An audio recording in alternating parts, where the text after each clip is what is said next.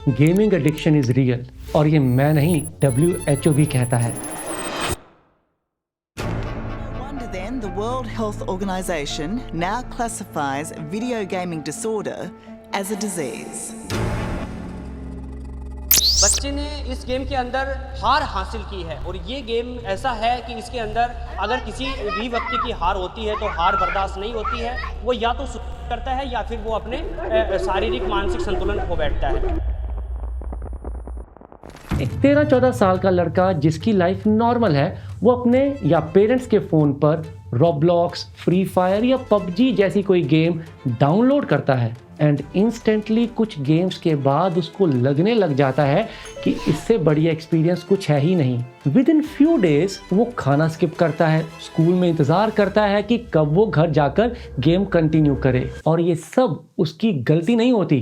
Game के अंदर छोटे छोटे wins, unexpected rewards, achievements, popups, ये सब मिलके एक इनविजिबल लूप बना देते हैं। आप कोई भी गेम डाउनलोड करो, विद इन 1 आवर आपके पास रिवॉर्ड्स होंगे एंड डिफरेंट स्किल्स अनलॉक हो जाएंगी। स्टार्ट इतनी इंगेजिंग एंड रिवॉर्डिंग होती है कि आप बिना खेले रह ही नहीं सकते। उसके ऊपर इन गेम्स के अंदर डेली रिवॉर्ड सिस्टम होते हैं जो आपको डेली लॉग इन पे कुछ देते हैं। पबजी जैसे गेम्स में एक फुल मैच खेलने पे कुछ मिलता है, एक्स अमाउंट ऑफ एनिमीज को एलिमिनेट करने पर कुछ मिलता है। ये गेम्स आपको लेयर बाय लेयर अपने सिस्टम का पार्ट बना लेती हैं, एक सेंस ऑफ अचीवमेंट देती हैं। ये लड़का जिसने बस एक गेम इंस्टॉल की, कैसे वो उसकी लाइफ का कोर बन जाएगी उसे पता भी नहीं चलेगा। चलो इसकी जर्नी देखते हैं एडिक्शन की। एक ऐसी एडिक्शन जो बहुत साइलेंटली अटैक करती है। Hello everyone, I am your भाई Arvind Kaliya, welcome to my channel. ये लड़का जिसने अभी बस गेम को डिस्कवर ही किया था, अब गेम को थ्रिल और एक्साइटमेंट के लिए यूज करने लगता है। हर गेम कुछ नए सिनेरियोज लेके आती है, हर विन पे डोपामिन बूस्ट मिलता है और हर लूज पे लगता है कि नेक्स्ट गेम को मैं जीत के रहूंगा।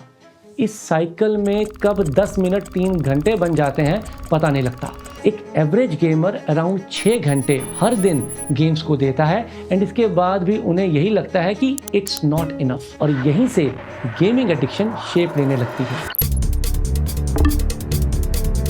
कुछ रिपोर्ट सजेस्ट करती हैं कि जो लोग वीक में 40 घंटे से ज़्यादा गेमिंग करते हैं, उनमें गेमिंग डिसऑर्डर फॉर्म होने के चांसेस हाईएस्ट होते हैं। सो डे बाय डे अगर आप गेम खेलना जारी रखते हो तो आपके साथ धीरे धीरे ये 4 फिनोमिना होने लगते हैं। पहला, लॉस ऑफ कंट्रोल। जैसे टाइम का पता ही नहीं चलता, आपको हर गेम के बाद एक गेम खेलने की नीड महसूस होती है। दूसरा, मूड स्विंग्स एंड इरिटेबिलिटी। आपको गेम्स क्विक डोपामीन देती हैं, जैसे रील्स देखते समय भी होता है। इससे होता यह है कि रियल लाइफ की बोरिंग चीजें आपको इंस्टेंटली इरिटेटिंग लगने लगती हैं। आप गेम खेल रहे हो और घर वालों ने कुछ बोल दिया तो तुरंत आप डिफेंसिव हो जाते हो, क्योंकि आप नहीं चाहते कि आपके इस फन एंड थ्रिलिंग मोमेंट पर कोई रोड ब्लॉक आ जाए। बट ये सब बिगिनर लेवल पे होता है। जैसे जैसे आप गेम में प्रोग्रेस करते हो, आप एस्केपिज्म की तरफ खींचने लगते हो। रियल लाइफ में जहां कॉन्फिडेंस, लुक्स, मार्क्स सब प्रेशर बना रहे होते हैं, गेम एक ऑल्टरनेट दुनिया देता है जहां आप हीरो हो, आपकी स्किल रिस्पेक्ट होती है, आपका स्कोर मैटर करता है, आपकी टीम आपके ऊपर डिपेंड करती है। गेम लिटरली एक पैरेलल पर्सनैलिटी कंस्ट्रक्ट कर देता है जहां आप अपने कन्वीनियंस के हिसाब से दूसरे टीममेट्स के साथ इंफॉर्मेशन शेयर करते हो। अगर आपका गेम में कुछ नाम है तो वही आपकी डिजिटल पर्सनैलिटी है, जो मेजॉरिटी केसेस में रियल लाइफ से बेहतर फील करवाती है। और यहीं से 4th सिम्टम नजर आने लगता है, सोशल विथड्रॉल। गेम के अंदर की community, squads, teams slowly replace कर देती हैं रियल लाइफ फ्रेंडशिप को, क्योंकि गेम वर्ल्ड में इवेंट्स प्रेडिक्टेबल होते हैं। रियल वर्ल्ड में ऐसा नहीं है। रियल वर्ल्ड में हम सब में फ्लॉज हैं, किसी में कॉन्फिडेंस इशू है, कोई ओवर थिंकर है तो कोई स्लो लर्नर है। ये सब गेमिंग वर्ल्ड में नहीं होता। आप पतले हो, मोटे हो, कॉन्फिडेंट हो या शाई, आपको कोई शेम करने के लिए नहीं होता। तो आप सिक्योर फील करते हो और ऑनलाइन टाइम स्पेंड करना आपको अच्छा लगने लगता है। तो आपका ब्रेन चूज करता है easy world over the real world, and ये नेचुरल है पर काफी डेंजरस भी। पहले ही बता दूं, मैं यहाँ पढ़ाई वाली प्रॉब्लम की बात नहीं कर रहा। वो तो फिर भी सॉल्वेबल लगती है। मैं यहाँ उससे कई ज़्यादा बड़ी प्रॉब्लम की बात करने लगा हूँ। Coming back to the point, अब ये कंफर्ट आपको गेम्स को छोड़ने नहीं देता और रियल लाइफ चीज़ें आपको कम इंटरेस्टिंग लगने लगती हैं। एक स्टडी के हिसाब से आजकल 4 में से सिर्फ 1 ही बच्चा बाहर फील्ड में जाकर खेलना पसंद करता है, जबकि अर्ली 2000 के बॉर्न जेनजीज बाहर खेलना प्रेफर करते थे। Cricket, football, hide and seek, badminton etcetera. Cognitive skills जैसे quick decision making, risk assessment, team work सब नेचुरली डेवलप हो जाते हैं।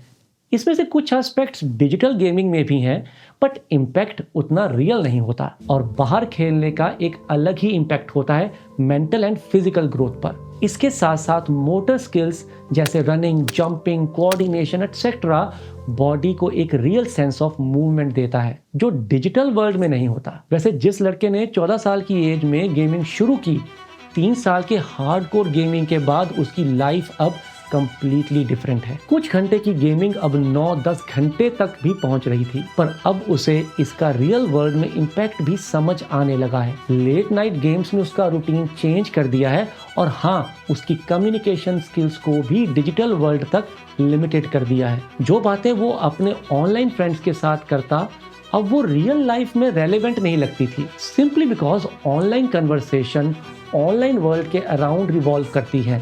गेमिंग में usually conversations meme, new trending movies, anime या गेमिंग वर्ल्ड तक लिमिटेड होती हैं। अब इसे कहते हैं functional impairment.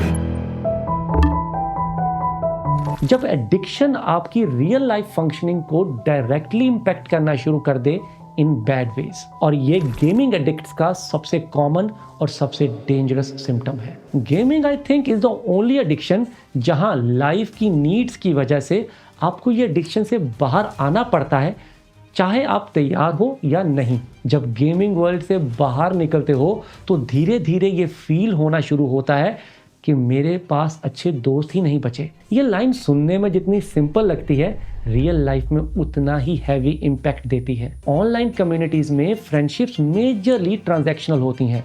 PUBG, COD, Valorant के स्क्वाड के साथ साथ जो रात भर कवर ले लो बोल के सरवाइव करते थे, वो सिर्फ गेमिंग वर्ल्ड तक लिमिटेड था। रियल वर्ल्ड में जब ना तो कोई कवर देता है, ना ही कोई कहता है कि कवर ले लो, तो समझ आता है कि ऑनलाइन स्क्वाड आपके रियल फ्रेंड्स नहीं है। ऐसा ही उस लड़के के साथ भी हुआ। कॉलेज आते ही सैटरडे नाइट को कोई कॉल नहीं, किसी ने मैसेज नहीं किया, किसी ने पूछा भी नहीं कि कहाँ हो। And that's when it hits him कि गेमिंग ने उसका टाइम ही नहीं, उसकी दोस्ती भी खा ली थी। बहुत सारे गेमर्स एक पॉइंट पर आकर रियलाइज करते हैं कि गेमिंग ने उनको एक ऑल्टरनेट आइडेंटिटी तो दे दी, पर रियल आइडेंटिटी से डिस्कनेक्ट कर दिया। ऑनलाइन वर्ल्ड में वो हीरो थे, बट ऑफलाइन उसके पास दिल की बात करने के लिए कोई नहीं है। और फिर सोशल एंग्जाइटी, ऑकवर्डनेस, हेसिटेशन आपको अंदर ही अंदर खाने लग जाती है। ये सब सिर्फ इसलिए डेवलप होता है क्योंकि आपका सोशल मसल कुछ सालों से एक्सरसाइज ही नहीं हुआ होता। ना रियल लाइफ फ्रेंड्स बनते हैं, ना आप कनेक्ट फील करते हो, और एक लोनलीनेस के लूप में फंस जाते हो।